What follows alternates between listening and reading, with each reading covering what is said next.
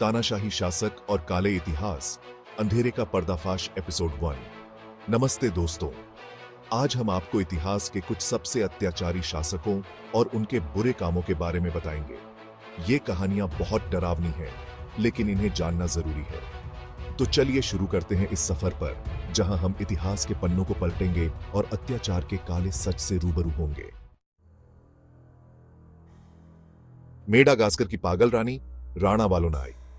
अरे दोस्तों, सुना है पागल रानी के बारे में? यह कहानी है एक ऐसी रानी की जिसने अपने समय में पूरे मेडागास्कर को हिलाकर रख दिया था। चलो आज मिलवाते हैं आपको मेडागास्कर की रानी राणा वालोनाई से। ये रानी कोई साधारण रानी नहीं थी, बल्कि एक ऐसी शख्सियत थी जिसने अपने शासनकाल में कई कहानियां और किंवदंतियां बनाई। ये कोई डिज्नी वाली राजकुमारी नहीं थी, बल्कि एक ऐसी रानी थी जिसके नाम से ही लोग डर जाते थे। उसकी क्रूरता और निर्दयता के किस्से आज भी लोगों के रोंगटे खड़े कर देते हैं। क्वीन राणा वालोनाई 1828 से 1861 तक मैंने मेडागास्कर पर राज किया और इस दौरान मैंने बहुत लोगों को मारा। मेरे शासनकाल में मैंने अपने राज्य को बाहरी आक्रमणों से बचाने के लिए कठोर कदम उठाए। कहते हैं कि मेरे राज्य में आधे लोग मर गए। सोचो कितना डर रहा होगा सबको। मेरे शासनकाल में लोग मेरी क्रूरता से कांपते थे। राणा वालोना को किसी भी तरह का विरोध पसंद नहीं था। उसने अपने विरोधियों को बड़ी बेरहमी से कुचल दिया। उसने अपने सारे दुश्मनों को मार डाला, और वो भी बड़े ही दर्दनाक तरीके से। उसकी क्रूरता की कहानियां आज भी लोगों के दिलों में बसी हुई हैं। क्वीन राणा वालोनाई मेरे अत्याचार की एक मिसाल देखो। मैं अपने दुश्मनों को एक गड्ढे में फेंकवा देती थी जो ज्वालामुखी के मुंह पर बना हुआ था। यह तरीका इतना भयानक था कि लोग उसकी कल्पना से ही कांप उठते थे। सोचो कितना डरावना होगा वो। उसकी क्रूरता की कहानियां आज भी लोगों के दिलों में बसी हुई हैं। पर राणा वालोना सिर्फ बुरी ही नहीं थी, उसके शासनकाल में कई अच्छे काम भी हुए। उसने मेडागास्कर को बाहरी दुनिया से बचाने की भी कोशिश की। उसने अपने राज्य की संस्कृति और परंपराओं को बचाने के लिए कई महत्वपूर्ण कदम उठाए। उसने अंग्रेजों को अपने यहां घुसने नहीं दिया और अपनी संस्कृति और परंपराओं को बचाए रखा। उसकी इस कोशिश ने मेडागास्कर की पहचान को बचाए रखा और उसे बाहरी आक्रमणों से सुरक्षित रखा। इवान द टेरिबल आतंक का दूसरा नाम। दोस्तों, अगर आपको लगता है कि सिर्फ रानियां ही क्रूर हो सकती हैं, तो आप गलत हैं। आज हम बात करेंगे ऐसे ही एक राजा की, इवान आईवी, जिसे इतिहास इवान द टेरिबल के नाम से जानता है। इवान द टेरिबल 1533 से 1584 तक मैंने रूस पर राज किया और अपने नाम की तरह ही खूब आतंक फैलाया। इवान द टेरिबल बचपन से ही मारधाड़ और साजिशों के बीच पला बढ़ा था। शायद इसीलिए वो इतना क्रूर था। Ivan the terrible. मैंने एक गुप्त पुलिस बनाई थी जिसका नाम था ओप्रिचनिना। ये पुलिस मेरे इशारों पर चलती थी और मेरे दुश्मनों को ढूंढ ढूंढ कर मार डालती थी। कहते हैं कि इवान को शक था कि उसके अपने ही रिश्तेदार उसके खिलाफ साजिश कर रहे हैं। इसी शक में उसने अपने ही बेटे को मार डाला था। इवान द टेरिबल के राज में रूस में खूब खून रहा। उसने हजारों लोगों को मार डाला और लाखों लोगों को बेघर कर दिया। वलाड द इम्पेलर, खूनी खेल का खिलाड़ी। दोस्तों, क्या आपको पता है कि ड्रैकुला का किरदार असल जिंदगी से प्रेरित है? जी हां, हम बात कर रहे हैं व्लाड द री की, जिसे इतिहास व्लाड द इम्पेलर के नाम से जानता है। व्लाड द इम्पेलर 15वीं शताब्दी में मैंने वलाचिया पर राज किया और अपने क्रूर शासन से पूरी दुनिया को हिला दिया। व्लाड को बचपन में ही तुर्की वालों ने पकड़ लिया था। कहते हैं कि वहां उसे तरह तरह की यातनाएं दी गईं, जिससे वो बहुत क्रूर और बदले की भावना से भर गया। व्लाड द इम्पेलर जब मैं बड़ा हुआ तो मैंने अपने दुश्मनों से बदला लेने की ठान ली। मैंने तुर्की वालों के खिलाफ कई युद्ध लड़े और उन्हें बुरी तरह हराया। व्लाड की क्रूरता का सबसे बड़ा उदाहरण था उसका लोगों को भाले पर चढ़ा देने का तरीका। वो अपने दुश्मनों को जिंदा भाले पर चढ़वा देता था और फिर उन्हें धीरे धीरे तड़प तड़प कर मरने के लिए छोड़ देता था। लियोपोल्ड ट्री कांगो का काला सच। दोस्तों, क्या आपने कभी सोचा है कि चॉकलेट का इतिहास कितना खूनी हो सकता है? आज हम आपको बेल्जियम के राजा लियोपोल्ड अठव्यू की कहानी सुनाएंगे, जिसने कांगो में लाखों लोगों को मार डाला, वो भी सिर्फ रबर के लिए। 19वीं शताब्दी में लियोपोल्ड बाइव्यू ने कांगो को अपना बना लिया था। उसने वहां रबर के बड़े बड़े बागान लगवाए और वहां के लोगों को जबरदस्ती काम पर लगा दिया। लियोपोल्ड बहुत ही जालिम था। जो लोग रबर इकट्ठा करने से मना करते थे, उन्हें बेरहमी से पीटा जाता था।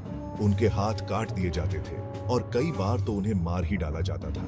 कहते हैं कि लियोपोल्ड के राज में कांगो के आधे लोग मर गए थे। लाखों लोग भूख, बीमारी और अत्याचार से मारे गए। लियोपोल्ड तारी की कहानी हमें बताती है कि कैसे अंग्रेजों ने अफ्रीकी देशों को लूटा और वहां के लोगों पर अत्याचार किए। दोस्तों, क्या आपने कभी ऐसी रानी के बारे में सुना है जिसने अपने ही बेटे को मार डाला? यह कहानी है एक ऐसी महिला की जिसने अपने समय में सत्ता और शक्ति के लिए किसी भी हद तक जाने से परहेज नहीं किया। आज हम आपको मिलवाएंगे चीन की महारानी वू जेटियन से, जो अपनी चालाकी, क्रूरता और महत्वाकांक्षा के लिए जानी जाती है। वू जेटियन का जीवन एक रहस्यमयी और रोमांचक कहानी है जो हमें 7वीं शताब्दी के चीन की राजनीति और समाज की झलक दिखाती है। 7वीं शताब्दी में वू जेटियन ने चीन पर राज किया। उनका शासनकाल चीन के इतिहास में एक महत्वपूर्ण मोड़ था जिसने देश की दिशा को हमेशा के लिए बदल दिया। वो चीन की पहली और एकमात्र महिला सम्राट थी। उनकी यह उपलब्धि उस समय के समाज में महिलाओं की स्थिति को देखते हुए और भी महत्वपूर्ण हो जाती है। वू जेटियन एक साधारण परिवार से थी, लेकिन उनकी खूबसूरती और चतुराई ने उन्हें राजा के पास तक पहुंचा दिया। उनकी यात्रा एक साधारण महिला से सम्राट बनने तक की एक प्रेरणादायक कहानी है। वहां उन्होंने अपनी चालाकी से सम्राट ताइजोंग का दिल जीत लिया और उनकी पसंदीदा रानी बन गई। यह उनकी पहली बड़ी सफलता थी जिसने उन्हें सत्ता के करीब ला दिया। सम्राट ताइजोंग की मृत्यु के बाद वू जेटियन ने उनके बेटे सम्राट गाओजोंग से शादी कर ली और खुद को महारानी घोषित कर दिया। यह कदम उनकी महत्वाकांक्षा और राजनीतिक चतुराई का प्रमाण था। वू जेटियन बहुत महत्वाकांक्षी थीं। उनकी महत्वाकांक्षा ने उन्हें कई बार विवादों में घसीटा, लेकिन उन्होंने कभी हार नहीं मानी। उन्होंने अपने विरोधियों को खत्म करने के लिए कुछ भी किया। उनकी क्रूरता और चालाकी ने उन्हें एक शक्तिशाली शासक बना दिया। कहते हैं कि उन्होंने अपनी ही बेटी और अपने ही बेटे को जहर देकर मार डाला था। यह घटना उनकी क्रूरता और सत्ता के प्रति उनकी असीमित लालसा को दर्शाती है। वू जेटियन एक क्रूर शासक थी, लेकिन साथ ही वो एक अच्छी शासक भी थी। उनकी नीतियों ने चीन को समृद्ध और शक्तिशाली बनाया। उन्होंने चीन में कई अच्छे काम किए और देश को अमीर बनाया। उनके शासनकाल में चीन ने कई महत्वपूर्ण प्रगति की जो आज भी याद की जाती है। दोस्तों, क्या आपने कभी किसी ऐसे राजा के बारे में सुना है जिसने अपने घोड़े को मंत्री बना दिया हो? यह सुनने में अजीब लगता है, लेकिन यह सच है। आज हम आपको मिलवाएंगे रोमन सम्राट कैलिगुला से, जो अपनी क्रूरता, पागलपन और अजीबोगरीब हरकतों के लिए जाना जाता है। कैलिगुला का शासनकाल इतिहास में एक काले अध्याय के रूप में दर्ज है। कैलिगुला का जन्म एक राजा के घर हुआ था। उसका असली नाम गयुस जूलियस सीजर जर्मेनिकस था, लेकिन उसे कैलिगुला के नाम से जाना गया। उसके पिता जर्मेनिकस रोम के सबसे बहादुर सेनापतियों में से एक थे। जर्मेनिकस की वीरता और नेतृत्व क्षमता ने उसे रोम में एक महान व्यक्ति बना दिया था, लेकिन कैलिगुला के बचपन में ही उसके पिता की मृत्यु हो गई थी। इस घटना ने कैलिगुला के जीवन को गहरे रूप से प्रभावित किया। कहते हैं कि कैलिगुला ने अपनी मां और भाई बहनों को मरते हुए देखा था, जिससे वो बहुत दुखी हुआ था। इस दुख ने उसके मन में गहरे घाव छोड़े। जब कैलिगुला बड़ा हुआ तो उसे रोम का सम्राट बना दिया गया। उसकी उम्र उस समय बहुत कम थी, लेकिन उसे सत्ता की जिम्मेदारी सौंप दी गई। शुरुआत में तो उसने अच्छा राज किया, लेकिन धीरे धीरे वो पागल हो गया। उसकी हरकतें और फैसले दिन ब दिन अजीब होते गए। कैलिगुला ने खुद को भगवान बना लिया और लोगों से अपनी पूजा करने को कहने लगा। उसने अपने महल में मंदिर बनवाए और खुद की मूर्तियां स्थापित की। उसने अपने घोड़े इंसिटैटस को मंत्री बना दिया और उसे सोने के बर्तनों में खाना खिलाता था। यह उसकी सनक और अजीबोगरीब हरकतों का एक और उदाहरण था। कैलिगुला बहुत क्रूर और सनकी था। उसकी क्रूरता की कहानियां आज भी लोगों के रोंगटे खड़े कर देती है। उसने हजारों लोगों को ऐसे ही मार डाला, बिना किसी वजह के। उसकी क्रूरता और पागलपन ने रोम को एक अंधकारमय युग में धकेल दिया। दोस्तों, क्या आप जानते हैं कि इतिहास में एक रानी ऐसी भी हुई है जिसे ब्लडी मैरी कहा जाता है? आज हम आपको मिलवाएंगे इंग्लैंड की रानी मैरी प्रथम से, जिन्होंने अपने क्रूर शासन से इतिहास में अपना नाम खराब कर लिया। 16वीं शताब्दी में मैरी प्रथम ने इंग्लैंड पर राज किया। वो इंग्लैंड की पहली महिला शासक थी। मैरी एक कट्टर ईसाई थी। जब वो रानी बनी तो उन्होंने इंग्लैंड में ईसाई धर्म को फिर से स्थापित करने की ठान ली।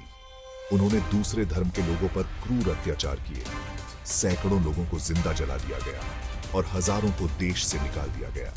मैरी की क्रूरता के कारण उन्हें ब्लडी मैरी, खूनी मैरी कहा जाने लगा। हालांकि मैरी के समर्थक उन्हें एक मजबूत और धार्मिक शासक मानते हैं जिन्होंने अपने धर्म और देश की रक्षा के लिए कठोर कदम उठाए। तो दोस्तों, ये थी इतिहास के कुछ सबसे क्रूर और अत्याचारी शासकों की कहानियां। इन कहानियों को सुनकर हमें यह समझना चाहिए कि ताकत कितनी खतरनाक होती है। अगर इसका इस्तेमाल सही तरीके से न किया जाए तो ये इंसान को राक्षस बना सकती है। इस ऐतिहासिक यात्रा में हमारे साथ जुड़ने के लिए धन्यवाद। अगर आपको यह वीडियो अच्छा लगा तो लाइक, सब्सक्राइब और नोटिफिकेशन बेल को दबाना न भूलें। अगली बार तक के लिए नमस्ते।